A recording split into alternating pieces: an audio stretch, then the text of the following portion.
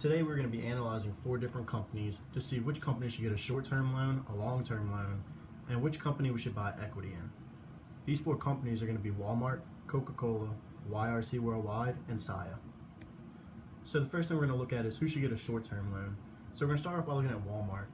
Walmart, as you can see, their cash ratios, it stays about the same throughout the entire 6 years that we look at. The quick ratio also stays the same. It doesn't fluctuate too much. And the current ratio actually progressively rises. Coca-Cola, their cash dropped significantly in 2013, but it starts to rebuild slowly in 2014, 2015, 2016. Their quick ratio also does the same thing. It drops off and then it starts to rebuild itself. The current ratio drops, then starts to build back up in 2013. So this, in their current, they only have a drop off of about a year and then they start coming back. YRC Worldwide, their cash has a big jump in 2011 and it kind of stays around the same after that. It gets up to 3.5, but then gets down to 0.28 in 2014, but then back up to 3 in 2015. Their quick ratio has a drop off in 2011, but then it jumps back up a little bit in 2012, but then keeps dropping after 2013. In their current ratio, it grows the first 3 years and then drops off a little bit afterwards. For Saya's short term, they start off at 0.27 in 2010 for cash, but then it gets to 0.01, and then it has 0.03, and then back to 0. So they didn't have much in cash for the cash ratio. Their quick ratio dropped below 1 in 2011, and then it starts to grow back. It gets back up to over 1 in 2014, but then drops back to 0.88. Their current ratio, it starts strong and then it starts to drop off, and then it kind of makes a small comeback in 2013, but then drops right back off in 2015. So for the short-term loan, I picked YRC Worldwide because they have the best cash, quick, and current ratios. So next we're going to look at who should get the long-term loan. So for the long term, we're going to be looking at the EBIT, interest expense, and the total debt to equity. So we're going to start looking at Walmart first.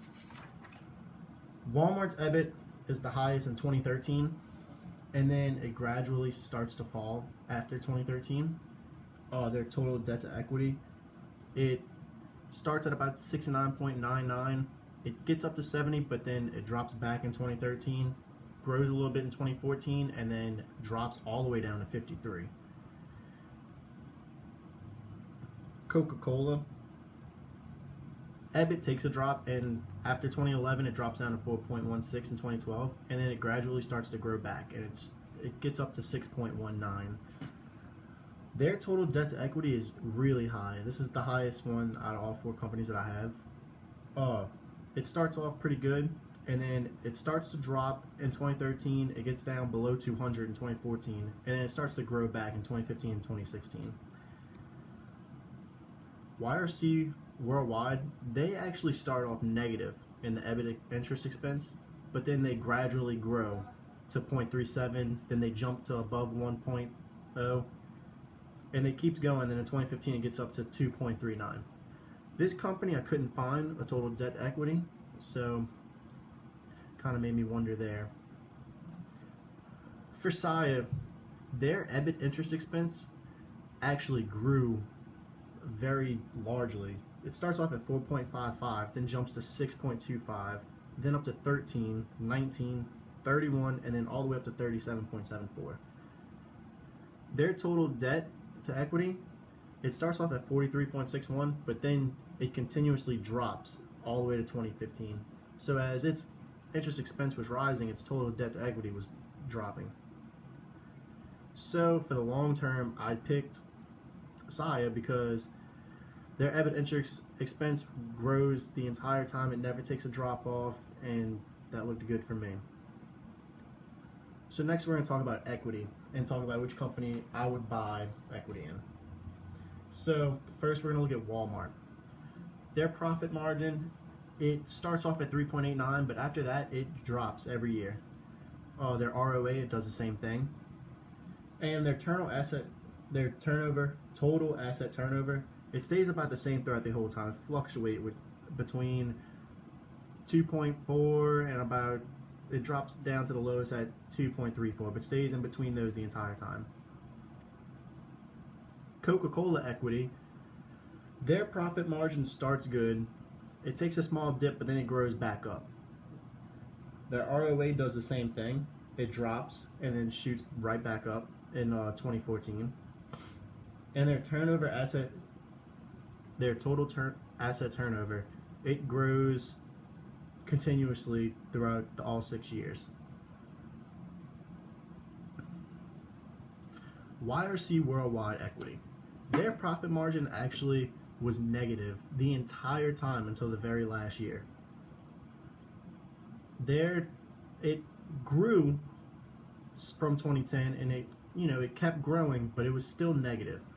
It just couldn't get out of it until the last year. The ROA is the same exact way. They just stayed negative, but it was growing. It was showing that it was growing. And then the total asset turnover actually grew the entire time. Every year it continuously grew. Saya equity, so Saya, they started off a little low in the profit margin at 0.22, but throughout all 6 years it grew continuously. It just kept going up, never went down, just always went up.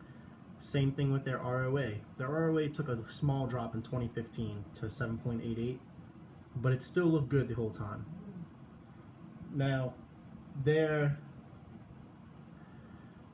total asset turnover, it grew and then it started to drop a little bit, and it actually continuously dropped all the way through 2015 down to 1.75. So the company I would buy equity in is Saya, because their profit margin and ROA gradually rose every year and never had a single drop off. In every other company, their profit margin and ROA was taking a continuous drop. So this was the only company that I thought was going positive. So this is my company analyst for finance. Hope you enjoyed the video.